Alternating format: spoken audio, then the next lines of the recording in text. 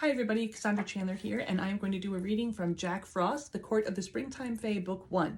Now, I will tell you, you've got to get this book because you have to read the scene that happens before this scene, which is the hot cocoa scene, which is one of the coziest things I have ever written in my life, and I absolutely love it. But it's kind of long, but it's worth the read. Then this is what happens after, you know, the cozy cocoa scene does not end that well for Jack. And it's about to get not so great for Ava as well. Geez, is there a window open in here or something? Ava shivered in her thick sweater, cradling her cocoa closer to her chest. She glanced over at the noisy fridge, whose motor had just kicked on. The door looked like it was shut. She picked up Charlie's favorite mug, then rose to check the kitchen window above the sink. Her foot slipped out from under her as if the floor was covered in a sheet of ice. Time seemed to drag. The mug flew out of her hand in slow motion, its contents splaying out into the air. She felt her body go sideways, her head nearing the edge of the table. Clenching her teeth, she tried not to think about how bad it was going to hurt when she hit it. Damn it, she couldn't get a concussion. Charlie needed her. Who would take care of him? Jack would. She knew it. Somehow already she was certain she could depend on him to take care of Charlie, to take care of her. She couldn't believe how much she trusted Jack, how much he meant to her. She also couldn't believe how quickly her mind was processing her fall. Wait, this wasn't right. She shouldn't be able to process this much. Her body actually seemed to slow down more as it approached the table. Just before she hit its edge, powerful arms caught her, pulling her back upright. Jack hugged her against his chest. She huddled close, regaining her equilibrium after such a scare. Cold seeped into her from his body. She let out a shaky breath. It puffed out in a frost-laden cloud.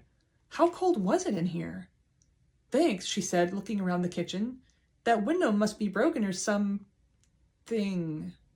Her voice trailed off as she saw her cocoa mug suspended next to her, its contents forming a swirling upside-down waterfall frozen in the air. She couldn't hear the fridge anymore or the murmur of Charlie's conversation. What the hell? She looked up at Jack. Sparkles gleamed beneath his pale skin as the light reflected from it like the latticework pattern of ice on the windows.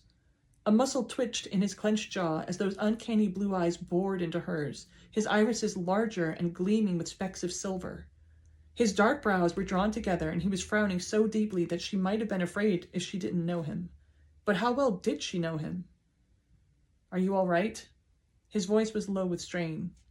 I think I hit my head after all. Why? She lifted a trembling hand to the side of his glittering face and swept a lock of his dark hair past his pointed ear. His very pointed ear.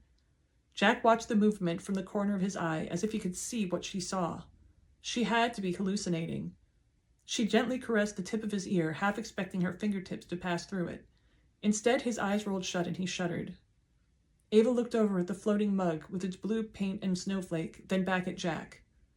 Jack Frost, she said. His eyes snapped open and his smirk returned with an unnerving intensity. At your service. Y'all, you gotta read this book. I love this book. And see, there's still more. There's still, wow. Jack Frost, Court of the Springtime Fae. 'Tis the season. See ya.